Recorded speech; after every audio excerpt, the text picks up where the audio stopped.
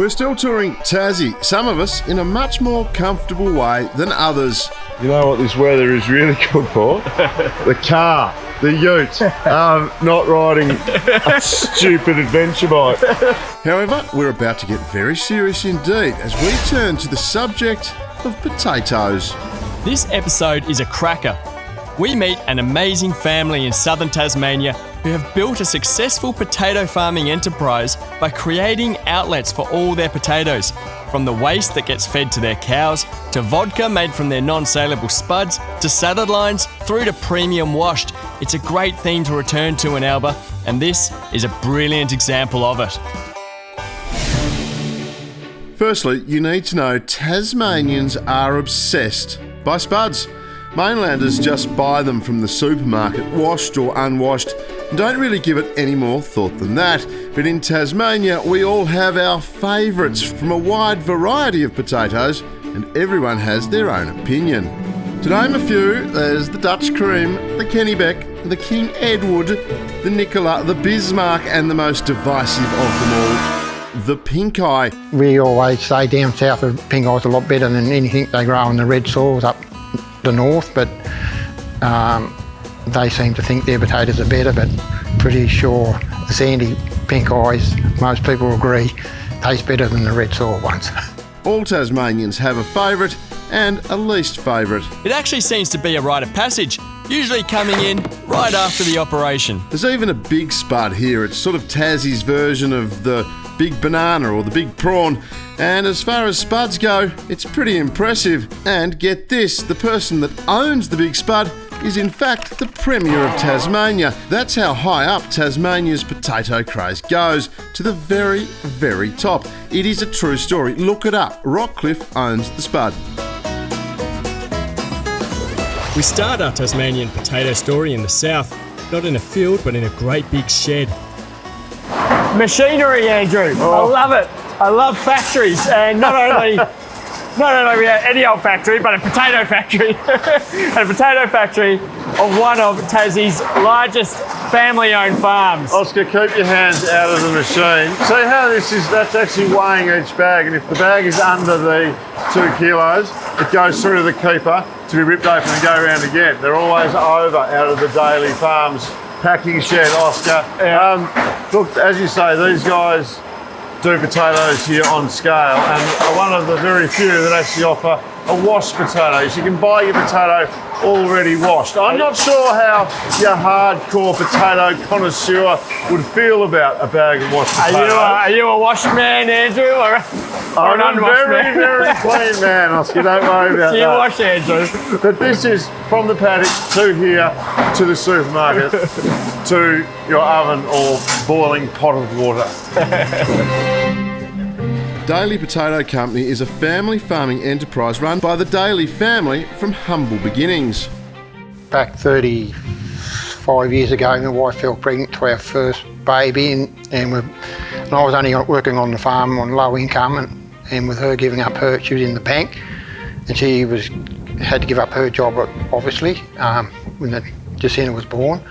So we planted 10 bags of pink eyes in our 5 acres that we had, and we managed to get a reasonable crop out of them, so we planted some more, and here we are today planting 500 tonne of seed instead of 10 bags of pink eye seed that we first planted 35 years ago. I've got 2 girls working in the business, and my son now grows all the potatoes. I'm just here as an advisor when I need it. As I was saying earlier, it's the first time in 35 years that I've had between Christmas and New Year off, and I can tell you it was very nice. Gerard grew a successful potato growing and packaging business. A large part of that success was finding outlets for all their potatoes, from the premium through to the rubbish. Most of our potatoes, we've got a market for everything, for our small to our large, to our rubbish, to our seconds. So we've all got a market now for that. So we actually have, nothing gets wasted anymore on this farm. As the rubbish going to the cows, and seconds go to the vodka or into potato salad, potato mash, and our premium line will go to major supermarkets and IGAs and everyone wants to buy them off us. We put a bale of hay, a bale of lucerne and a bale of straw, Yeah. plus 3 tonne of potatoes Yeah, mixed wow. in. So it gives us around about nearly 4 tonne of feed. Yeah. So it means you've got an outlet for everything, don't you? It is. It's good. They're getting about 30 kilo a day each of this mix. So plus their grass, they can get as much grass, whatever they want. And Yeah. they go well. So happy cows. Happy cows as they're growing, putting a bit of weight on. Looking pretty good. Look like potatoes. They do. They do. The most recent development of the enterprise is the addition of potato vodka, using second-grade potatoes. This has been a successful adventure for the Dalys, and possibly even a move that saved the farm in difficult years. We do everything here in this distillery, like everything's hand bottled, hand labelled. We're a team of 4. It's brought me back to the farm. Yeah. It's brought cash flow into the business by diversifying. Yeah. We would never have probably survived some of the worst times in farming if we didn't diversify. I was just going to ask, your dad told me that you've been through a couple of rough years with some wet seasons, Yeah. two years in a row where you lost a lot of potatoes that you couldn't get out of the ground. Did this help through that? Were you able to use some of that waste? Honestly that we wouldn't have survived if we didn't have the distillery. Wow.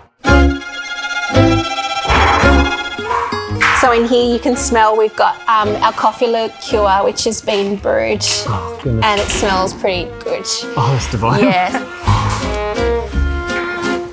Gin, that's very strong. Straight up the I would nose. say it's not quite diluted yet. This is some limoncello. Smells beautiful, the limoncello. Yeah. The lemons for our limoncello, people just show up here and drop off lemons. Oh, really? And we pay them in limoncello. Oh, that's beautiful. Come over here, Oscar. Don't you get drunk and silly.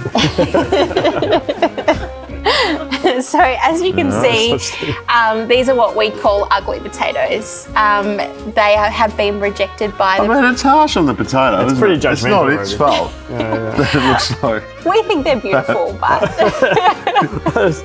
a consumer is never going to buy those. Okay, fair enough. So you've turned that through the processes over here into this. Yep. Can we sample You sure some can. potato vodka? There's about 15 kilos of potatoes in this bottle as well. So it in takes, this in that in a bottle? 700 ml bottle, takes 15 kilos of potatoes. Is that right? Yeah. So we need a lot to get. So it's very, very not really worth doing it if you didn't have a potato farm, to be honest. No. Wow. Yeah. So 15 kilo of ugly potatoes. Yeah.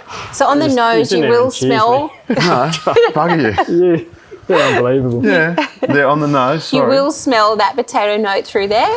You can sort of smell that earthy notes. Yeah. It's quite creamy. I like it. Yeah, it's just good. sipped on. I need some courage, so I'm going to have some. It's quite really smooth.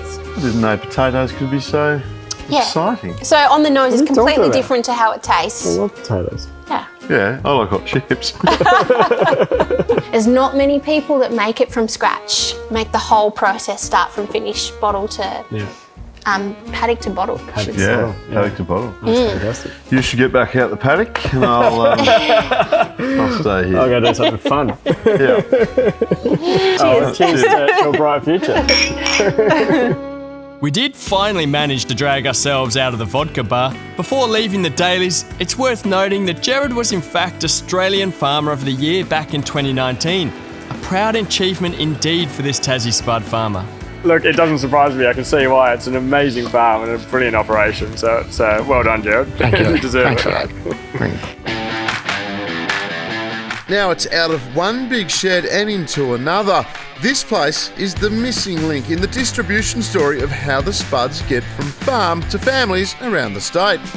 Part of the supply chain story is this place, Island Fresh Produce, and this is the boss of this place, mate.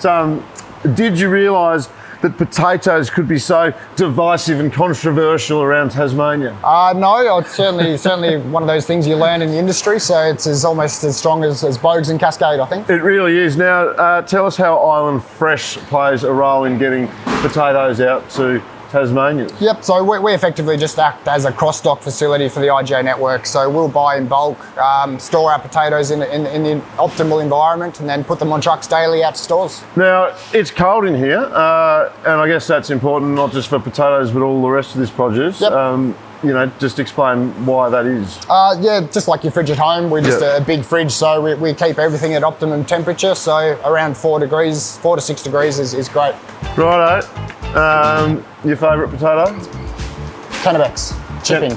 Chipped Kennebec? Chipped Kennebecs for kids. Yes, kids do like that. Yes. Safe bet. Okay. Absolutely. Kennebecs come from all over the state? Yeah, all over the state, yep. All right, Yep. so that's not a very controversial one. No, it's safe bet. All right. Yeah. I think southern Kennebecs are better. I'm cold hardy. Yeah, that's all right, mate. It's Tasmania. It's fine. Now, here at the Island Fresh, we've got brushed potatoes, a bag of brushed potatoes. Very mainland. To me, Yeah. boring. Not very Mainlanders sophisticated. know about brushed potatoes and mashed potatoes. That's all they know. But here in Tasmania, we're much more complex, and we've got our favourites. Mate, talk to me about getting potatoes out to the shelf. People don't realise what it takes, do they? No, I mean, I don't know if you've ever walked into a supermarket and something that you want isn't on the shelf and you get really annoyed really quickly. Well, this is an eye-opener in how much goes into getting that produce to the shelf. And here we are with potatoes. I mean, potatoes are a classic. You have to dig them up out of the ground. Yep. If it's too wet, you can't dig them up. No. And I've been in potato fields where you got tractors and harvesters that just can't get in there No. because it's too muddy. And it's And then if you can't get them out of the ground, they rot. So there was actually a situation only a few years ago where Tasmania ran out of potatoes, or in fact I think Australia ran out of potatoes for that very reason. it's too wet. Yes, but no, it's an eye-opener. A lot of local IGAs will support their local farmers and buy direct. We just act as that backup supply that we can supply whatever they need when they need it. And obviously there's different between old season and new seasons coming in, and we can just house from across the state the potatoes here and support everyone when they need it effectively. Island Fresh is a busy place, particularly each morning when fresh fruit and veggies from all around the state and all around the country are delivered to this central distribution centre. They are then sorted, repacked and delivered as quickly as possible to local IGA supermarkets, meaning the fresh food tastes better. We very proudly support Tasmania and our growers. It's a very challenging sector, I suppose, nationwide, and coupled with the weather events we've had, it's, I suppose, challenging. We're seeing a lot of farmers, long-term generational farmers, question whether or not it's probably worth sticking with it. That's why we find it so important to try and support them through weather events, seasonal variety. We try and really stick with the growers and relationships we have. We just think that's vital to keep them interested and keep them wanting to do what they do. It's just another reason to shop local. Now, I feel we have only just scratched the surface of our spud story, so next time we dig a little deeper, this time into dark red soil. And this is the soil, this is the red dirt that makes this part of the world produce more food than it should. I mean, it is a food bowl down in the northwest, Oscar, but this isn't just about the northwest and its dirt. This story is about agronomy, and that's where you come in. Yep, it's agronomy in the rich red soils of the northwest. The rotation management is as big a decision as agronomists have to make as well to try and reduce risk, because that's what we do. We are risk managers. Yeah. And after harvest, it's a wrap party. We'll be back. There's plenty more to see, that's for sure.